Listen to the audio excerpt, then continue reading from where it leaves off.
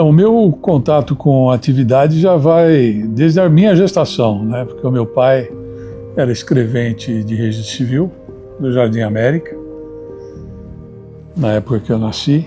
E por esse provimento, o provimento Jumbo, foi o apelido que foi dado na época, né?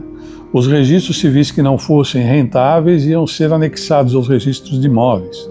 Praticamente a atividade, como a gente conhece hoje, ia inexistir, né? Ia funcionar como um mero anexo do registro imobiliário.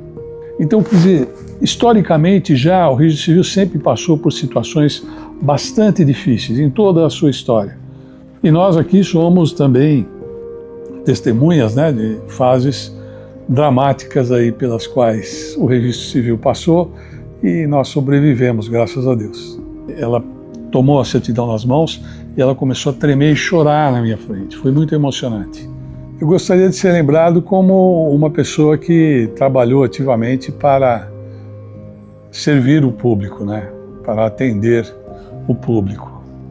Essa é a nossa função aqui, é o nosso trabalho, é um árduo trabalho, né? Às vezes nós somos mal interpretados por parte da população, mas cientes dessa responsabilidade, eu gostaria de ser lembrado exatamente como alguém que lutou fervorosamente e apaixonadamente para que o registro civil cumprisse a sua função.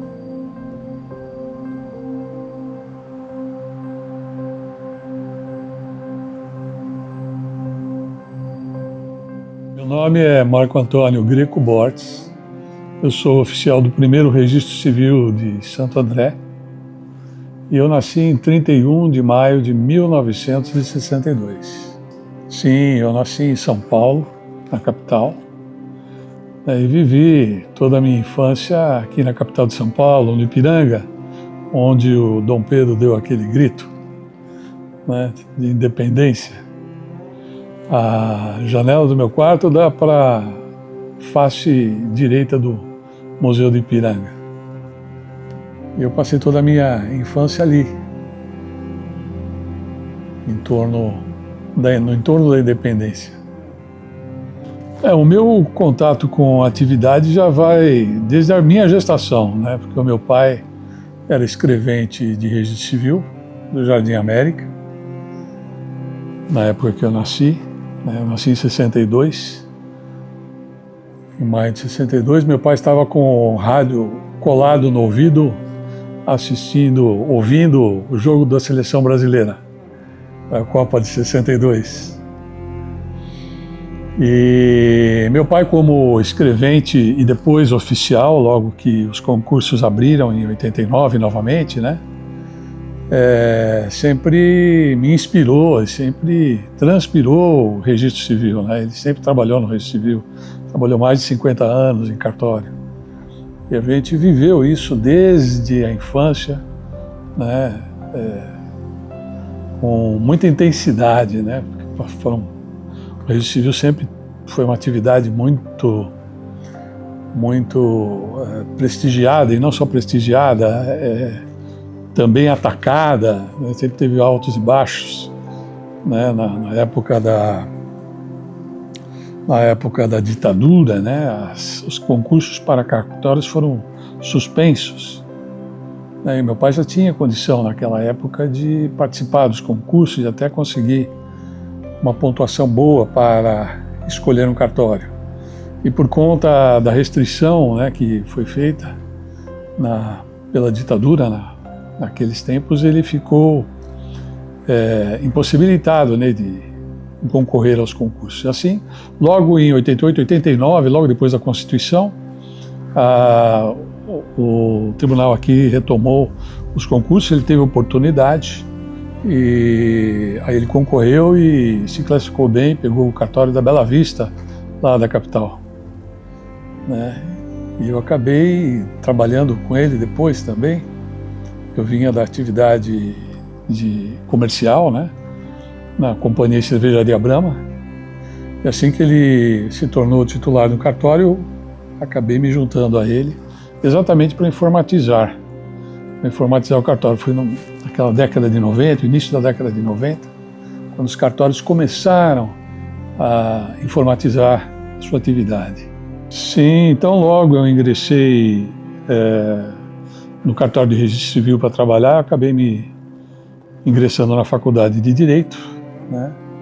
Eu cursei a faculdade de Direito na década de 90, 97 eu me formei e já passei a me preparar para os concursos, né? 97, 98 foi uma fase dificílima no registro civil. O meu pai ficou sujeito à expulsória, chamada expulsória, né? A aposentadoria compulsória.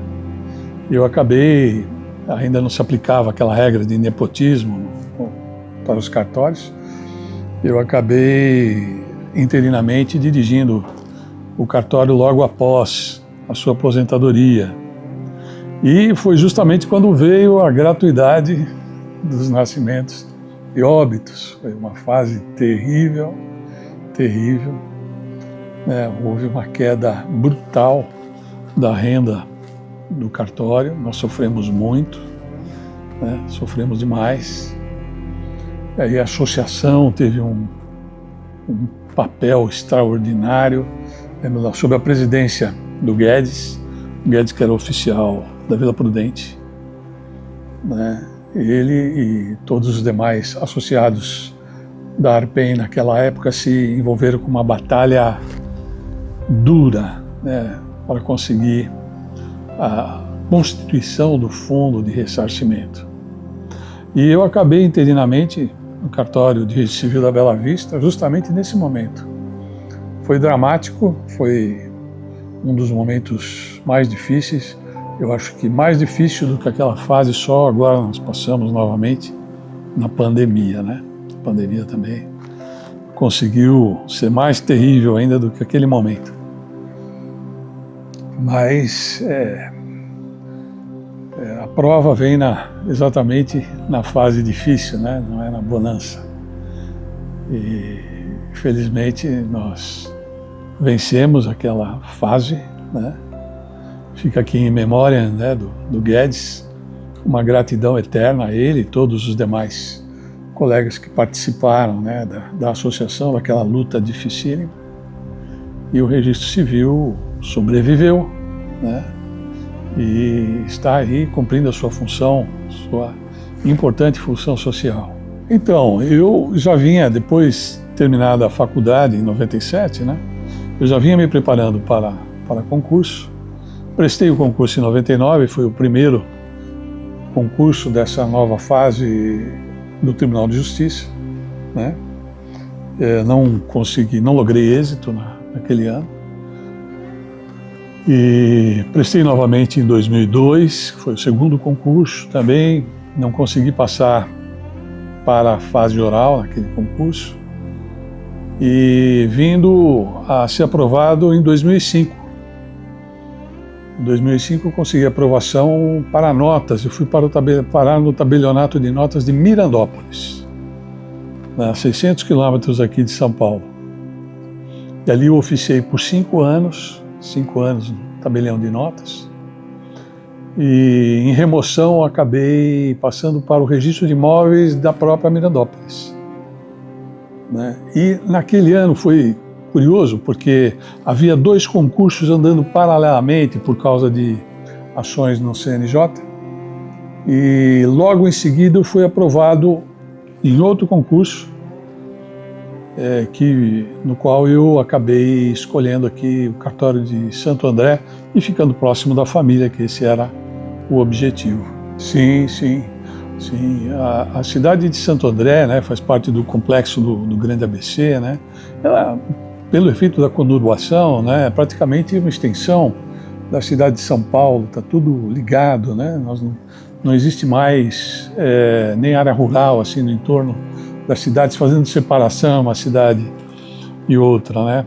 É uma cidade que tem hoje em torno de 800 mil habitantes, é uma cidade grande, sim, muito movimentada, né? Excepcional, um povo acolhedor, uma tremenda cidade para trabalhar.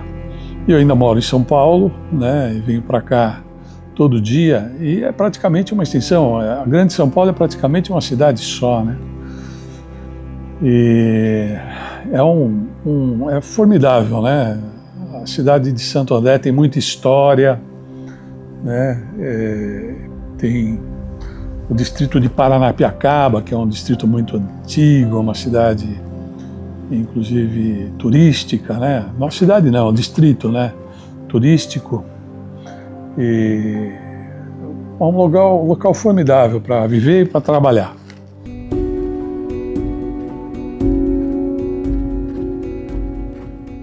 Sim, sim, as entidades, né? As entidades associativas fazem um trabalho excepcional na nossa atividade, né?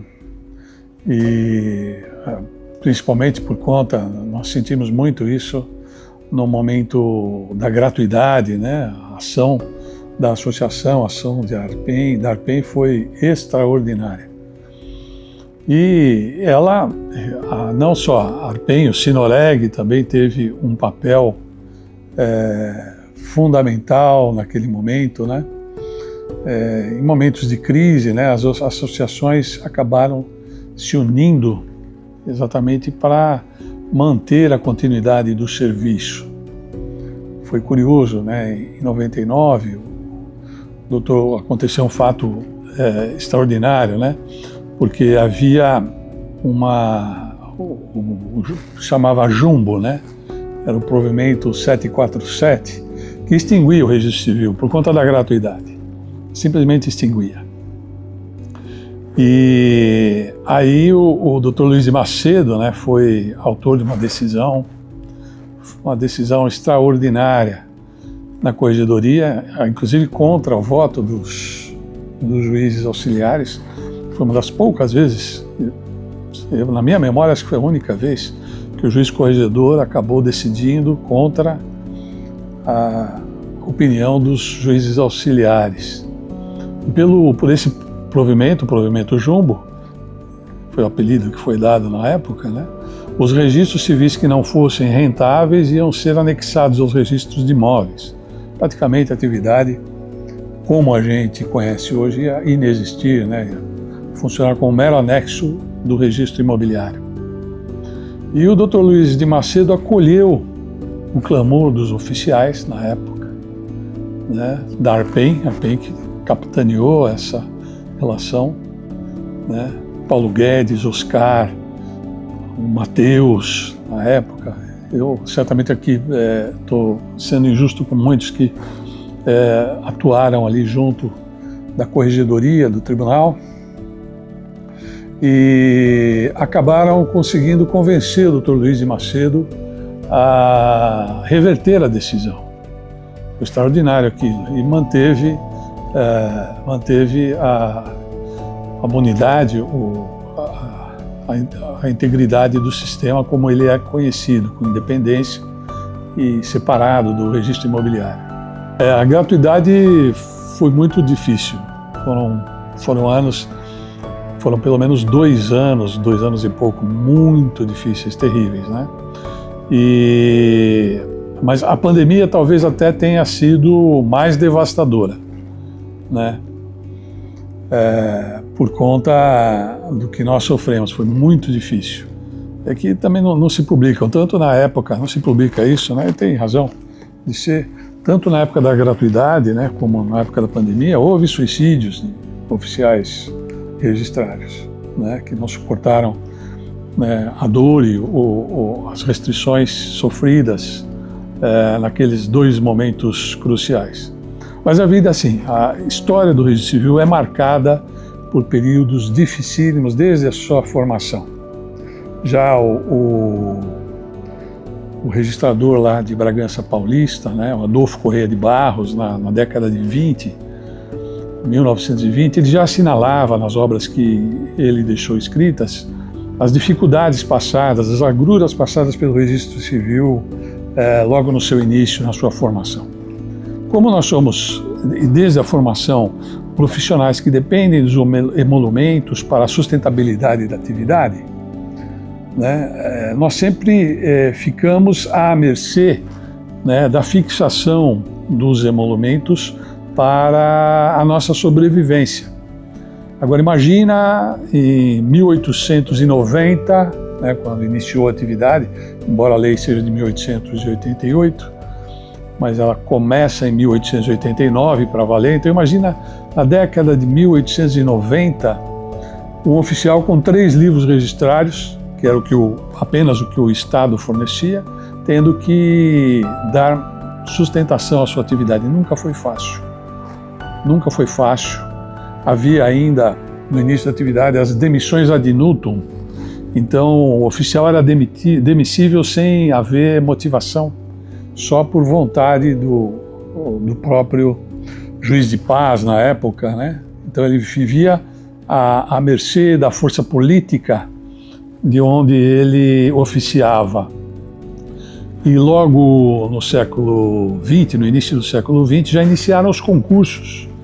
Os concursos exatamente para dar manutenção e independência tanto para o oficial registrador, né, quanto para a própria sociedade. Ter um profissional que podia ser demissível sem contraditório, sem processo, era uma situação vexatória.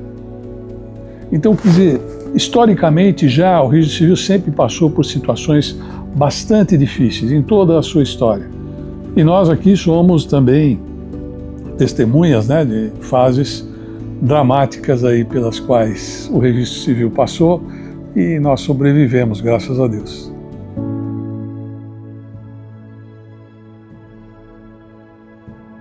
O registro civil acompanhou em toda a sua história toda a evolução tecnológica, né? Escrever é uma coisa que parece banal, né? Mas desde as canetas tinteiro, né, para as canetas esferográficas, para a máquina de escrever, a máquina Xerox, né, o registro civil sempre acompanhou a evolução da tecnologia. E na década de 90, com a implantação, né, da informatização dos cartórios, houve uma evolução extraordinária. Foi extraordinária, a gente passar do analógico para o digital, né? E a Arpen teve uma importante participação em todo esse desenvolvimento, né? E todos nós vimos acompanhando. Só para ter ideia, hoje só aqui em Santo André, nós temos quase 2.000 livros registrados, já passamos de 10 milhões de imagens nos nossos arquivos digitais. Então, a digitalização e o uso da informática, ele realmente agiliza muitos processos, né? Agiliza todos os processos e tem um fator preponderante hoje na nossa atividade. Em toda a história, né, do serviço extrajudicial, nós estivemos ligados ao Poder Judiciário, né?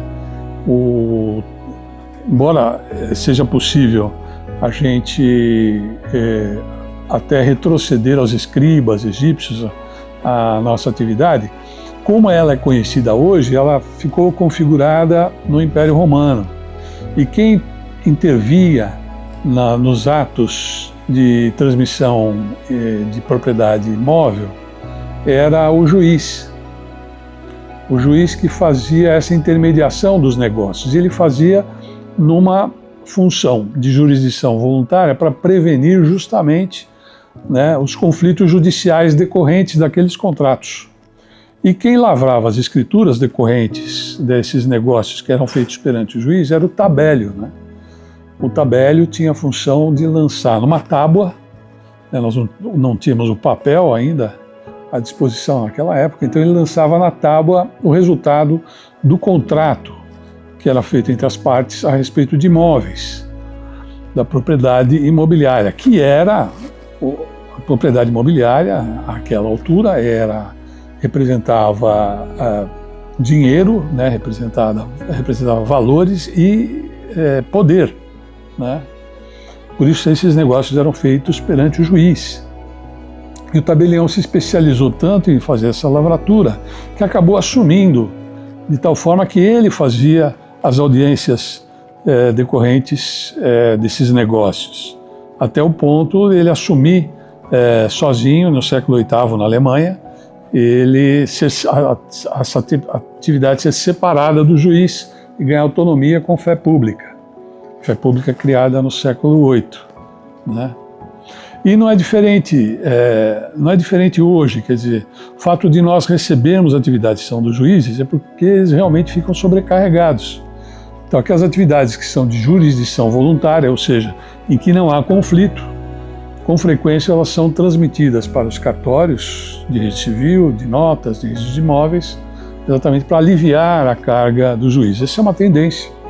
Quanto mais a justiça fica sobrecarregada, mais eles vão passando para os cartórios, que é uma atividade totalmente relacionada com a atividade judicial, para alívio do Poder Judiciário. Então nós devemos receber ainda mais atribuições, com certeza, que vêm do Judiciário, todas as naturezas extrajudiciais.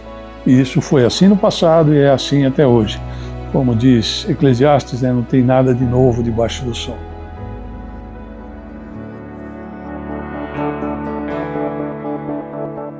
Sim, há muitas histórias. No registro civil, né, nós tratamos, tem muitas histórias emocionantes no registro civil, porque nós tratamos daquelas questões mais íntimas e familiares, né, do nascimento, um momento super alegre, né, da pessoa, o casamento, e também de momentos dramáticos, como até o momento da morte, né?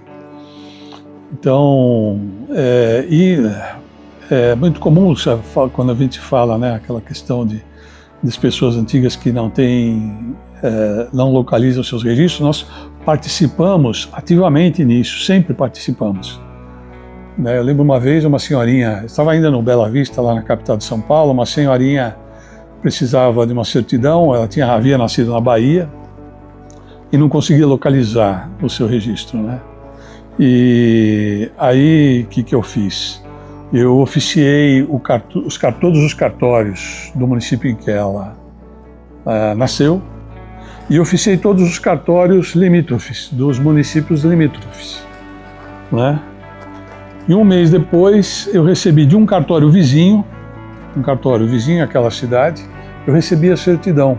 Aí eu telefonei para ela veio no cartório e foi muito emocionante o momento em que ela recebeu a certidão. O cartório de lá, ela tomou a certidão nas mãos e ela começou a tremer e chorar na minha frente. Foi muito emocionante, né? E outro momento também interessante, né? Curiosamente aconteceu no registro de óbito com meu pai, lá no Jardim América, né, que atende o IML, né, tem muito óbito. Uma vez ele estava fazendo lavratura de um óbito, era a viúva que estava declarando, e ele recebe um telefonema, falou: Enéas, olha, fulana está aí lavrando óbito. E ele falou: está aqui, avisa ela que houve um erro, o médico errou o nome da pessoa, não foi o marido dela que morreu, ele está vivo aqui, não lavra não. O meu pai, né, foi todo alegre comunicar a ela, a viúva, né, falou: olha, tem uma notícia boa para te contar, né, seu marido não morreu. Aí disse que a viúva deu um soco no ar assim e falou: maldição, até isso me acontece, né?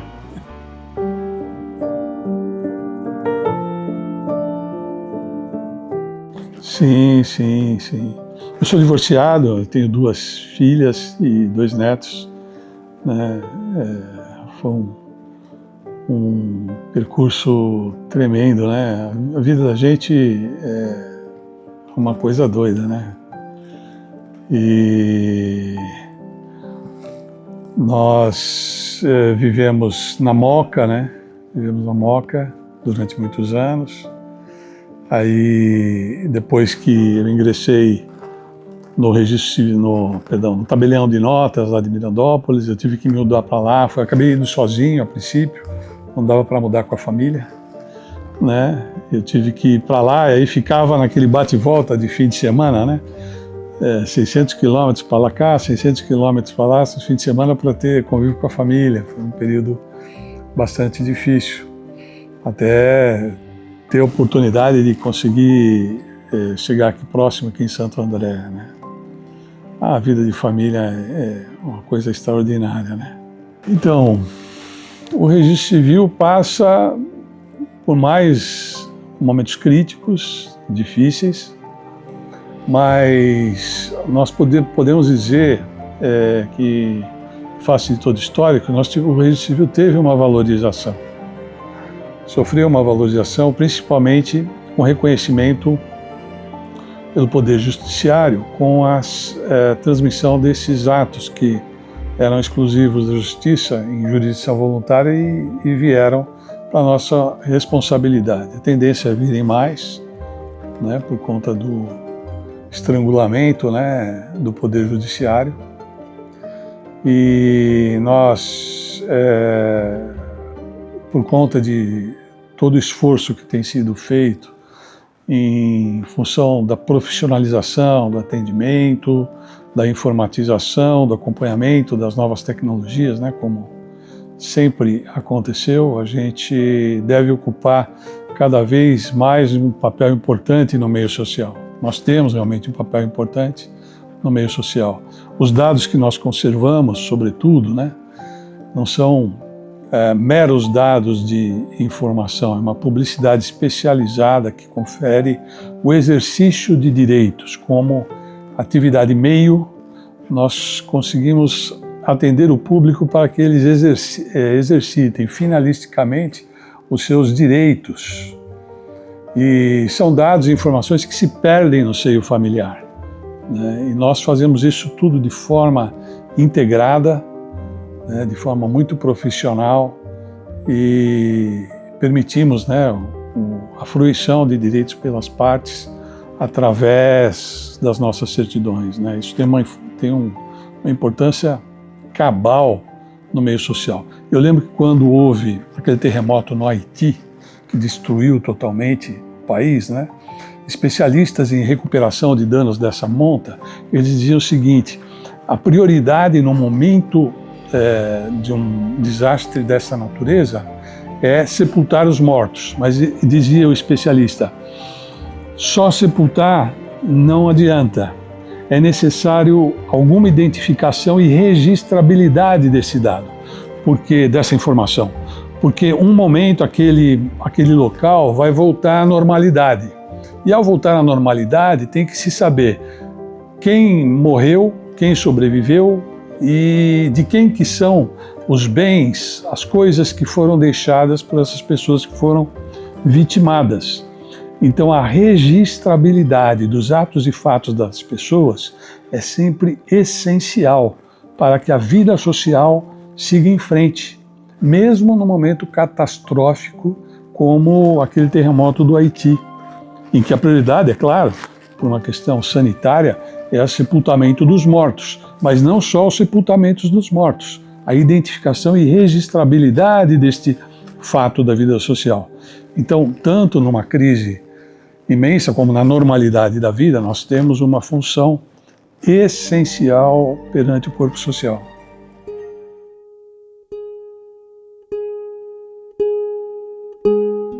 Eu gostaria de ser lembrado como uma pessoa que trabalhou ativamente para servir o público, né? Para atender o público. Essa é a nossa função aqui, é o nosso trabalho, é um árduo trabalho, né? Às vezes nós somos mal interpretados por parte da população, mas cientes dessa responsabilidade, eu gostaria de ser lembrado exatamente como alguém que lutou fervorosamente e apaixonadamente para que o registro civil cumprisse a sua função. Meu pai foi um profissional extraordinário, né? Ele trabalhou 56 anos em cartório, né? Sempre foi um apaixonado pela atividade. E curioso, ele aprendeu a atividade lá em Bragança Paulista com o oficial Adolfo Corrêa de Barros, que era um alfaiate. O Adolfo Corrêa de Barros era um alfaiate que foi escolhido para ser oficial do Registro Civil de Bragança porque ele era alfabetizado. Era uma outra época, né? Uma outra situação do país. Só que ele se apaixonou pela atividade. O Adolfo se apaixonou, foi estudar. Ele, como não havia livros, ele acabou trocando cartas com com vários juristas da época, né, como Rui Barbosa, Olavo Bilac, Pontes de Miranda. Ele trocava cartas para obter informações para poder entender o registro civil. Ele escreveu 2 obras, né, o Tratado Elementar e Prático do Registro Civil e o Casamento. E o Tratado Elementar e Prático do Registro Civil, inclusive, acabou inspirando o Filadelfo Azevedo, né, a fazer o decreto 18.542 de 1928. E ele fez importantes alterações nesse decreto a respeito do registro civil, como a introdução da comunicação, que não existia no decreto de 1888. Havia anotação para os atos anteriores, mas não existia comunicação entre cartórios. O seu Adolfo criou a comunicação, percebendo a falha do sistema legislativo, e ele passou a motu próprio, ele passou a fazer por carta essas comunicações entre os cartórios. E aí ele escreveu o livro e o Filadelfo Azevedo acabou adotando a sugestão legislativa que o seu Adolfo criou e colocando na legislação. E foi isso que acabou criando a integração entre os cartórios. Essa toda interação que nós fazemos hoje, digitalmente, eletronicamente, começa com Adolfo Corrêa de Barros e Bragança Paulista por meio de cartas. É uma interação difícil, onerosa, custosa, e hoje ela está muito simplificada por meio da informatização. E o meu pai, ele ingressa no Registro Civil exatamente perto desse momento, do seu Adolfo Corrêa de Barros, e acabou aprendendo com ele. Era muito zeloso esse oficial, e meu pai acabou aprendendo com ele a profissão. E se tornou também um profissional muito zeloso, né? E eu tive uma honra e uma oportunidade singular, né, de ter aprendido com ele também o ofício aqui de registro civil. A caminhada vale a pena. A caminhada é dura a caminhada, né? Nós tomamos sérios reveses aí durante o caminho, mas ele vale a pena. Ele vale a pena. A atividade tem duras lidas, mas ela tem grandes compensações também, né? E é uma atividade muito nobre essa que a gente exerce e essencial para o meio social.